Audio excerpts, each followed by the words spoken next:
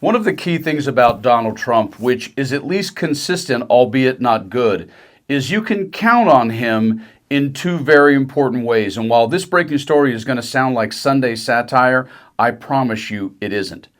Because the two things Donald Trump always does is lie, and then when he's sort of caught in that lie, he tries to then, instead of fixing it, he doubles down on it. And those are the two things you can count on him to do at all times. And I'm going to show you that breaking story, which is unbelievable what just came out of his mouth today.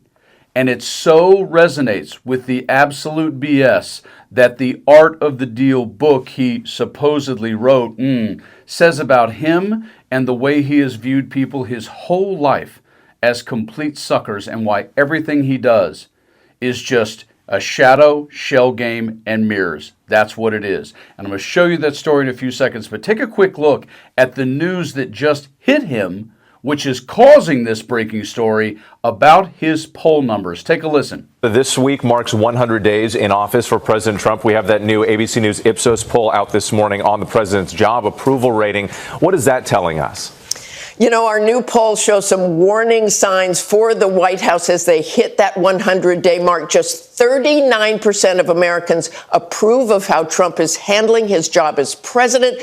That's the lowest 100 days approval rating of any president in the past 80 years. And on the issue that largely put him in the White House, as we said, the economy, Americans hold widely negative views of Trump's performance. 53% say the economy has gotten worse since Trump took office, and 72% say it's very or somewhat likely that his economic policies will cause a recession. So a lot of fear and negativity out there, Whit. A lot of his initiatives, like cutting medical research funding and ending birthright citizenship, are also not sitting well with the public as well. Overall, the poll shows most Americans feel like he's moving the country away from its founding principles.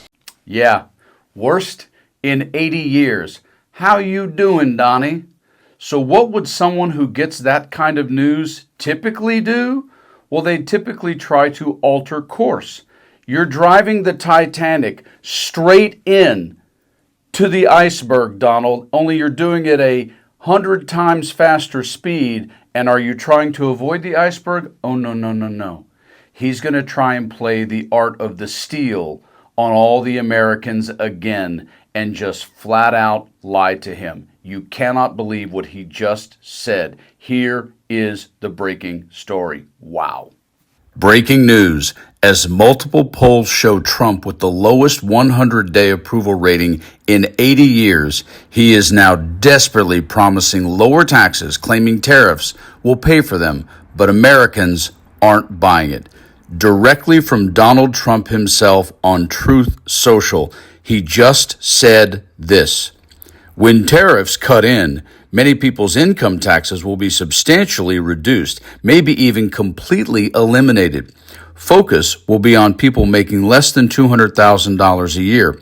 Also, massive numbers of jobs are already being created, with new plants and factories currently being built or planned. It will be a, in all caps, bonanza for America. The External Revenue Service is happening. End of quote by Donald Trump. And you know, normally I have a bit of something I like to say after I show you the story. Not today. I'm going to let the man who ghost wrote The Art of the Deal speak for me today. Listen to Tony Schwarz. Do you regret the book? Greatest regret of my life, without question. I wish the book weren't even in print. And you know, I've spent 2.5 years now, after not speaking about the book for 30 years. Once Trump began to run, I've spent 2.5 years out there trying to warn people about who this man is. And yeah, it's something I can't ever really fully make right.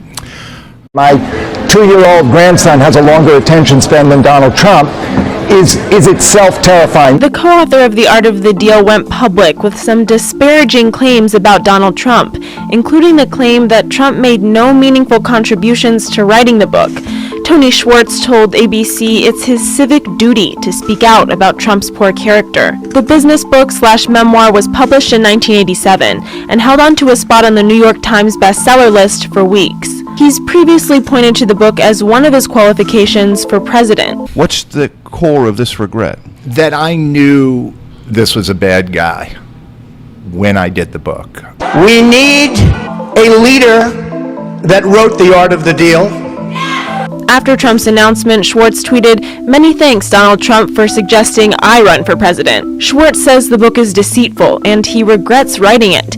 But with the possibility of Trump becoming president, he said it was time to speak up. He told The New Yorker, "I genuinely believe that if Trump wins and gets the nuclear codes, there is an excellent possibility it will lead to the end of civilization." Trump says he was the one that wrote the book. I had just some few months earlier written a piece about him as a staff writer at New York Magazine, which is where I was. In reporting that piece, it was very clear to me that this was a guy who lacked ethics and was willing to push the envelope very, very intensely when it came to the law. There are times when there's just nothing left to say.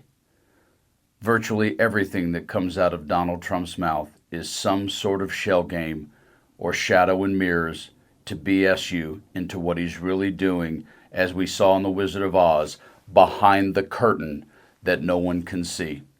You guys hang in there. Have a good rest of your Sunday. Stay frosty.